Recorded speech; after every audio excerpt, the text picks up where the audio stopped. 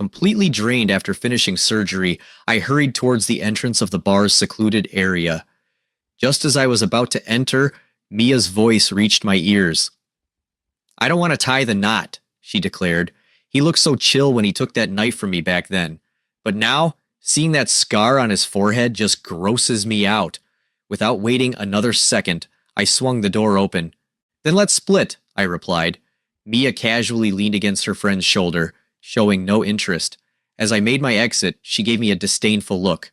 "He'll be begging me to get back together within 3 days. Girls, any ideas on how to make Alex quit chasing me for good?" But just 2 weeks later, she was the one hitting me up from different numbers. "Alex," she said, "are you done yet? This is so annoying." To her surprise, it was a woman's voice on the other end. "He's in the shower. Do you need something?" Mia snapped back angrily. "Sophie, I thought you were my bestie, and now you're stealing my guy." I slammed the door open, locking eyes with a shocked Mia. "Did you really say that?" Everyone in the room turned to stare at me, stunned. I recognized everyone there, 4 of Mia's high society girlfriends, and 2 wealthy guys known for their wild parties. The guy next to Mia was her old friend Kenji. When he saw me, he visibly flinched. I knew him. His mother was seriously ill and being treated at our hospital. His family was already struggling financially, with his dad borrowing money left and right. Yet here he was, acting carefree with a bunch of rich kids. Mia glanced my way as I walked in, letting out a cold laugh. She moved closer to Kenji, acting totally indifferent. "Alex, didn't you always say you were too busy to hang out with me? Well, now I found someone to keep me company." She wrapped her arm around Kenji's and rested her head on his shoulder. The sight hurt, but I kept my cool. "We're getting married. What's this supposed to mean?" A week ago, Kenji had given her a Hermes bag worth 50 grand. I had strongly objected to her accepting it, promising to buy her a new one after I got paid next month, but she brushed me off, saying, "If you won't buy it, and someone else will, who are you to tell me what to do? It's a gift. Why shouldn't I keep it?" Now Mia looked at me with disdain. "Marriage? Sure." She placed Kenji's hand on her thigh. "Since you heard everything, let's be clear. You need to get scar removal surgery first. The scar might be shallow, but it's a real eyesore. Don't you think so when you look in the mirror?" My heart ached sharply. 5 years ago, I had saved Mia from a thug and took a knife meant for her. The blade had sliced across my forehead, nearly blinding me. I had dreamed of growing old with her, but now she was repulsed by the scar I got for her. It wasn't really about the scar, though. Like Mia said, she was tired of me, and everything about me annoyed her now. The scar she once saw as a badge of honor had become an ugly mark. "What if I say no?" I asked, my voice unexpectedly calm. Mia scoffed. "Alex, there are so many guys chasing after me. Do you think you're the only one willing to take a knife from me? You expect me to be grateful for a lifetime over that one incident? You think you can use that scar to guilt-trip me forever?" Suddenly, she felt like a stranger. After I saved her, she had insisted on being with me. She used to wait for me outside my dorm every day, shyly handing me homemade lunches. She bombarded me with messages, sometimes even ranting if I took too long to reply just to stay close. Eventually, I gave in and started dating this loud, insistent girl. I had tolerated all of Mia's quirks, but never expected she'd one day grow tired of me. "Is that so?" I said softly. "Then let's split." My words hit like thunder, freezing the smile on Mia's face. She stared at me, almost in disbelief. Whenever we argued, she was always the one to bring up breaking up, but I had never said it. This was the first time. "Split," she repeated, raising an eyebrow like it was the funniest joke ever. "Have you gotten cocky after all this time together, Alex? Do you really think you're in a position to break up with me?" Lily, sitting next to Mia, tried to ease the tension. All right, Mia said, getting up. "It's my birthday today, and I invited some guys to have fun." She hadn't paid attention to anyone all night. "You're always so understanding. Don't stoop to her level." Understanding. I had lost count of how many times I swallowed my pride to make peace, indulging her, but that was when we were still in love. "From now on, I'm done. Pack your stuff. I'm moving out," I declared, then turned and left. Mia's voice followed me down the hall, loud and mixed with anger she couldn't hide. Alex, you've really grown a backbone, huh? If you walk out that door, don't ever come back. I ignored her and walked out without a second thought. In the corridor, I could vaguely hear Mia's words. Want to bet he'll come crawling back tomorrow like a puppy? Don't I know him? She added, as if that wasn't enough. What will it take for Alex to give up on me for good? Maybe I just won't show up on our wedding day. I shook my head, smiling bitterly, and blocked all of Mia's contacts. I left the bar and sat in my car, unable to calm down as memories of Mia's chatter replayed like an old movie. In those moments, she used to say, "You think I'm annoying? Well, I'm going to annoy you for life. You can only be with me, marry me." When I pushed her away and took that knife, she'd say, "Wow, I thought you were the coolest guy in the world, Alex. How many kids should we have? If we have kids, will you ignore me then?" Maybe she had long since grown tired of me, and tonight I just happened to hear it. I went home, packed all my clothes, and the next day contacted an agent to find an apartment. I eventually settled on a loft-style place with space upstairs for my medical books. The apartment was close to the hospital where I worked, just a 10-minute drive away. 2 days passed without a word from Mia. Of course, I wasn't going to reach out to her either. 5 years of dating ended just like that. As a surgeon, I was busy every day, so I had no time to dwell on a failed relationship. That night, after my last gastrectomy, it was already past 9. I took off my surgical gown and saw Ben's message from 10 minutes ago, inviting me out for a drink. I rubbed my sore neck and headed to the bar he mentioned. It was a quiet bar with soft background music, not noisy at all. Huh, you broke up with Mia. When did that happen? Weren't you two about to get married? Didn't she adore you? Ben fired off questions like a machine gun, making my head spin. I took a sip of my drink. We split up a few days ago. Yeah, she adored me. Now she's tired of me. Ben sighed. Wow, people change fast. When you were in residency, she used to wait at your dorm every day like a little wife. It seemed like she was dead set on marrying you. I smiled bitterly. I couldn't reconcile the image of Mia clinging to me back then with the Mia from the bar that night. My second kid is almost here, and you're still single, Ben said, raising his glass. Need me to set you up with someone? No thanks. Not planning on jumping into anything new. Maybe when my family starts nagging me to get married, I replied, downing my drink. Ben quickly grabbed my glass. Whoa, you're a lightweight. Are you trying to drown your sorrows and leave me with the tab? But the glass was already empty.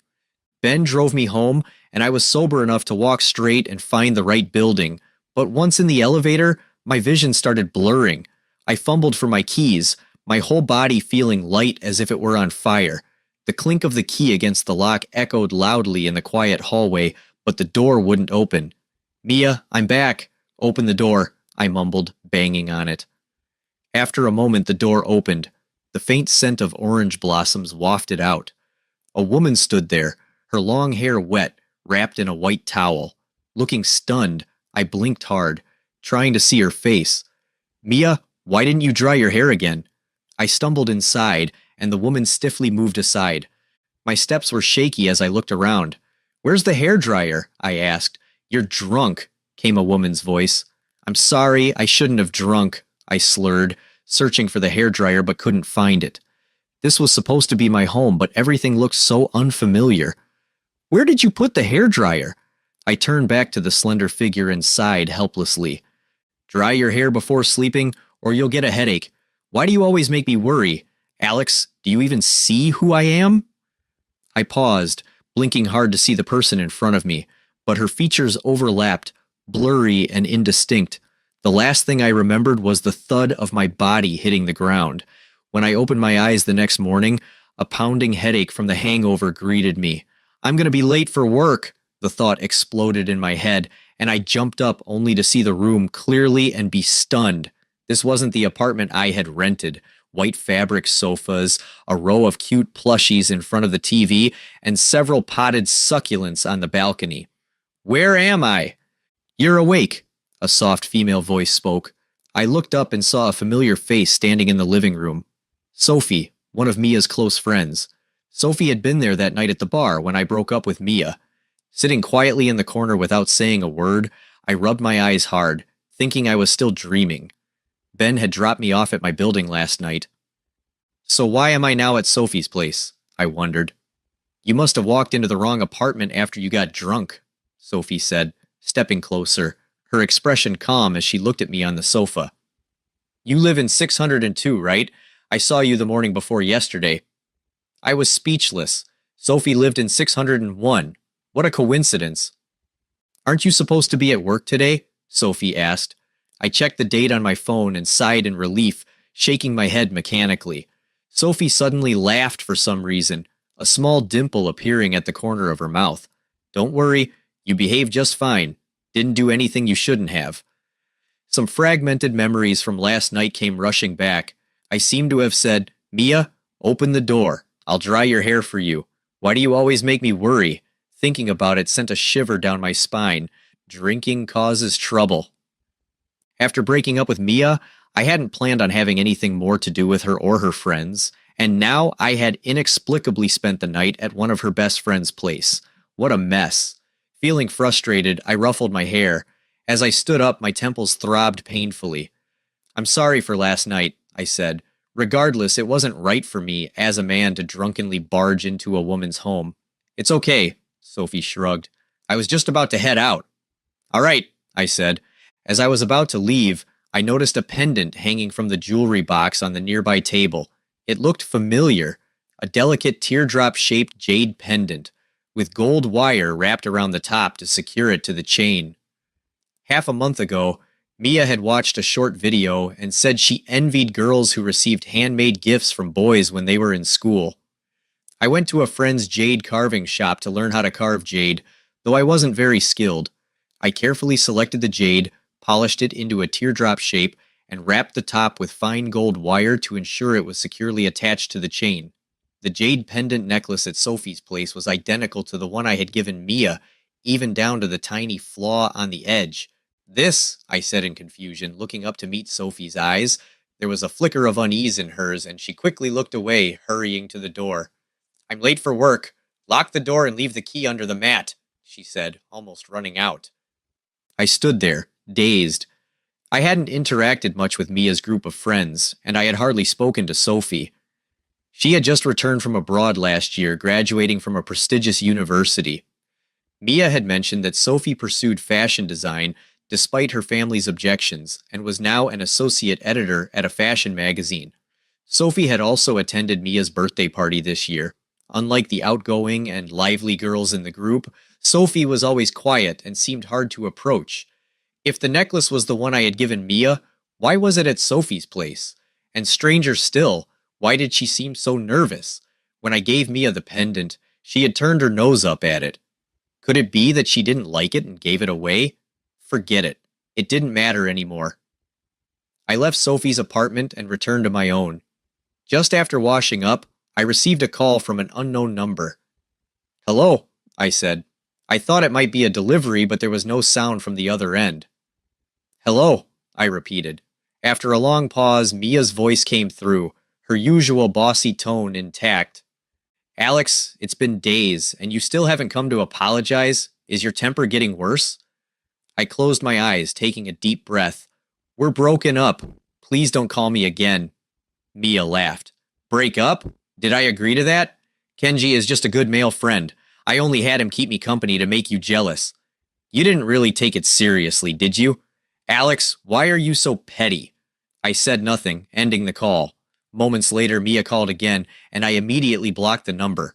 That night, during my shift, I hadn't expected Mia to find me in person. She tossed a late-night snack onto my desk, her voice full of arrogance, and I don't know what's gotten into you lately, but I'm giving you a way out. Take it while you can. If I really get mad, we're done for good. I paused, holding my pen, then slowly looked up at her. Mia met my gaze, her expression nonchalant. That necklace I gave you, why haven't I ever seen you wear it? I asked. Do you even love me?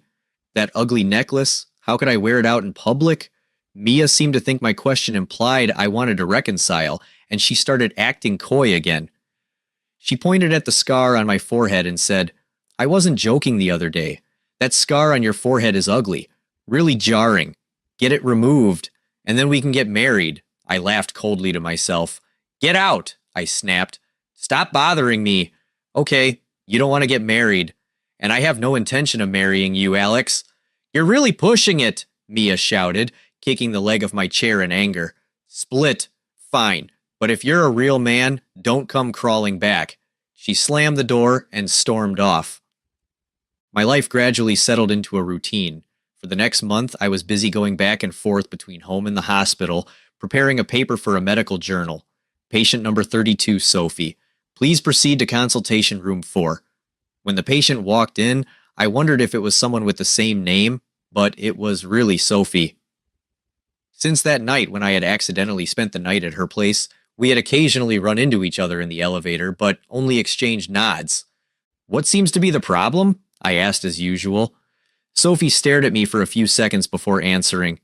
I was previously diagnosed with gastroesophageal reflux, but recently my loss of appetite has gotten worse. I feel uncomfortable after eating. I nodded thoughtfully. Are your meals regular? What about your bowel movements? Any frequent constipation or diarrhea? Sophie looked embarrassed. Mostly just 1 or 2 meals a day. My bowel movements are okay. I gave her an inquiring look.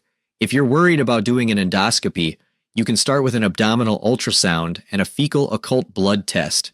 If you haven't eaten breakfast, you can get in line for the test now. She nodded. All right. Sophie stood up and took the prescription slip from my hand. When she reached the door, she suddenly said, Dr. Wong, this is the second time I've seen you in a white coat. Before I could react, she had already closed the door. As the next patient entered, I didn't dwell too much on Sophie's words.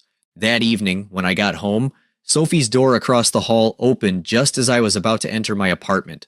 Did the test results come back? I asked. Everything okay?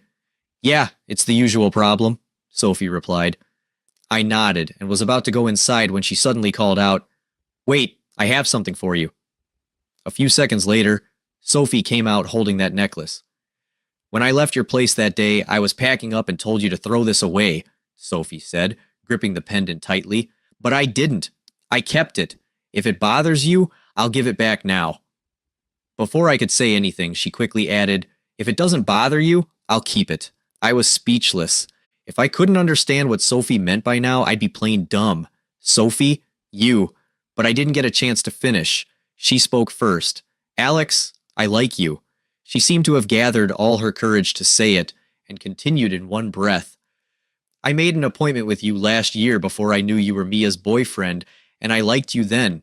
But the next day, I saw a photo of you two on her social media, and I realized I was too late. As a doctor, I saw many patients every day, so I didn't really remember treating Sophie. She said, I know it's selfish, but the night you broke up, I was cheering inside. Maybe fate wanted to give me a chance. Because I didn't really remember treating Sophie, she added, I know it's selfish, but the night you broke up, I was cheering inside. Maybe fate wanted to give me a chance. Because I didn't expect my new neighbor to be you. Sophie smiled slightly, her lips curving into a small smile. Dr. Wong, now that you're single, can you give me a chance? I froze, not expecting her to be so direct. Take a week to think about it. Okay? Sophie tilted her head, her eyes full of hope, afraid I'd reject her. She turned and went inside, closing the door. I let out a bitter laugh. Even if I were to start a new relationship, it shouldn't be with one of Mia's friends. The next day I was on my usual rounds. During lunch break, I saw a familiar figure in the hospital lobby. It was Mia. The man next to her turned around just then. Through the crowd, my eyes met Mia's. She looked startled for a moment, then immediately grabbed Kenji's arm.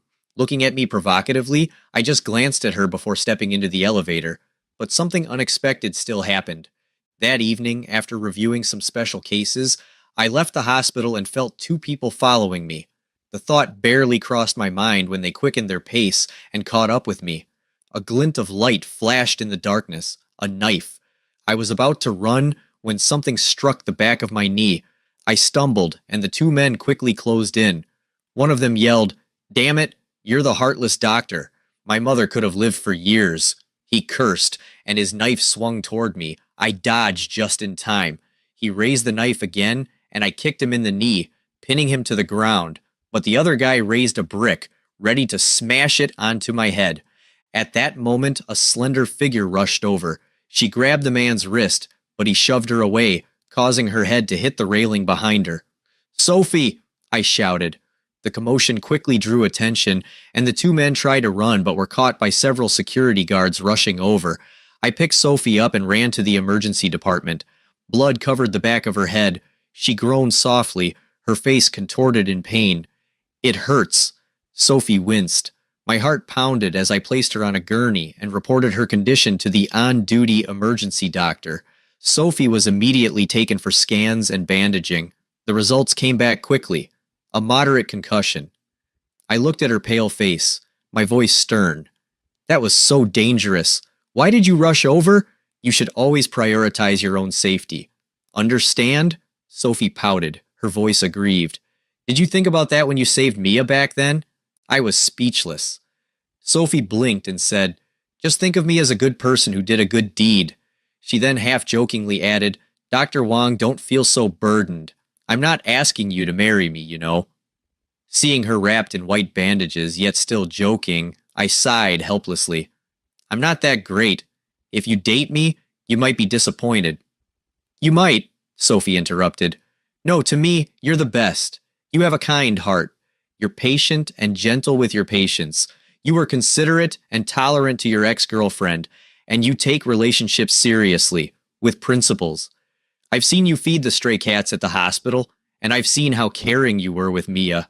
I've always envied her for meeting you before I did." I clenched my fingers tightly. I never imagined that the small things I did would be seen as virtues by someone and remembered so deeply. The necklace Mia despised was something Sophie cherished. I once risked my life to save Mia. And now there was a girl who risked herself to help me when I was in danger.